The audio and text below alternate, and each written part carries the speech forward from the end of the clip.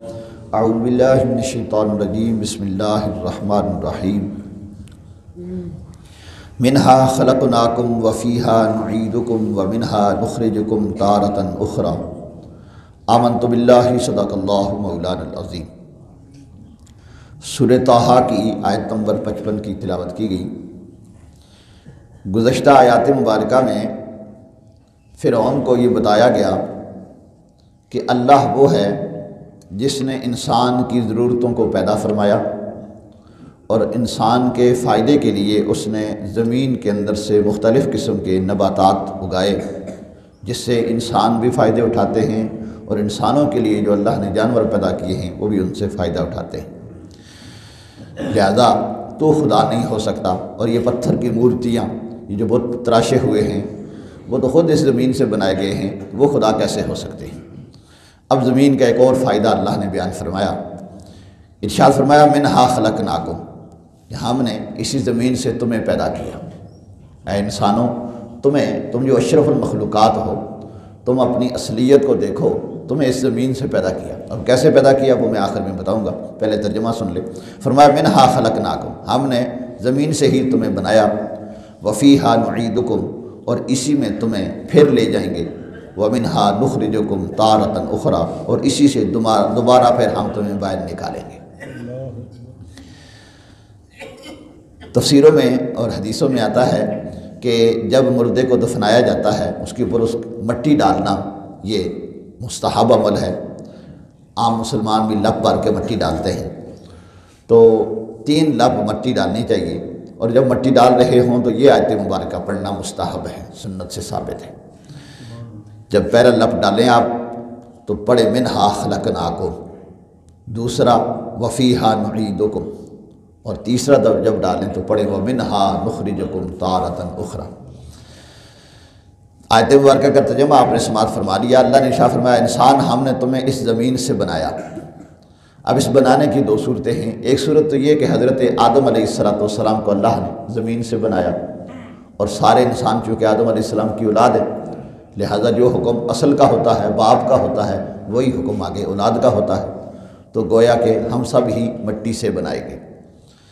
اور وہ ایک لمبی تفسیر ہے کہ آدم علیہ السلام کا پتلا مبارک پوری کائنات کے مختلف مراکز سے، مختلف جگہ سے اللہ تعالیٰ نے فرشتوں کے ذریعے سے آپ کی مٹی کو اکٹھا کیا گیا۔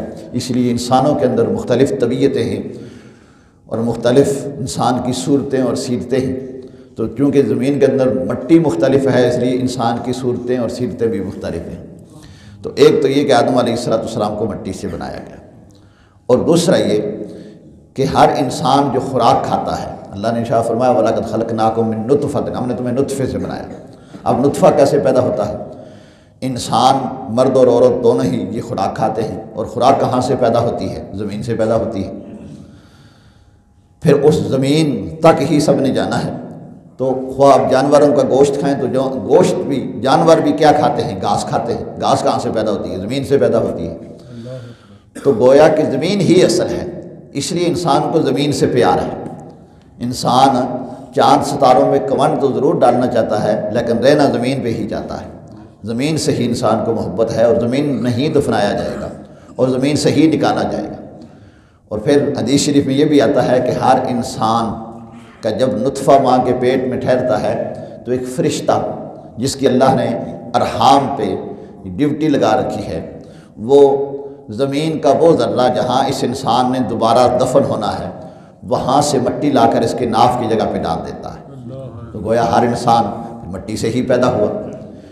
اس لیے حضرت نبی کریم صلی اللہ علیہ وآلہ وسلم نے ارشاد فرمایا، حضور نے ارشاد فرمایا میں ابو بکر و عمر ایک ہی مٹی سے بنائے گئے۔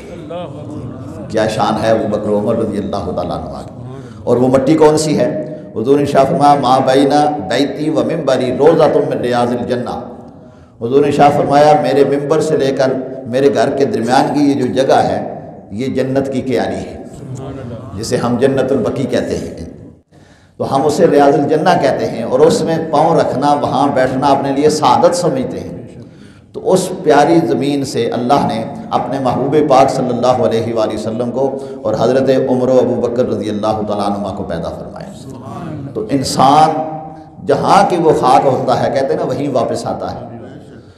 تو یہ بھی اللہ کی ایک قدرت ہے، اس لیے رب کائنات نے ارشاد فرمایا انسان اپنی اصل کو یاد رکھ، منہا خلقناکم، ہم نے تمہیں زمین سے پیدا کیا ہے، اور زمین کے اندر عاجزی انکساری ہے، زمین کے اندر فیض دینا ہے کہ آپ بیج زمین کے اندر ڈالتے ہیں، اس بیج کو اگا دیتی ہے، اور پھر اس کے ساتھ سرسبز و شاداب ہوتے ہیں، وہ اگتا ہے، فائدہ دیتا ہے لوگوں کو۔ تو انسان بھی اچھا ہو جو لوگوں کو فائدہ دے اور لوگوں کے عیبوں پہ پردے ڈالے۔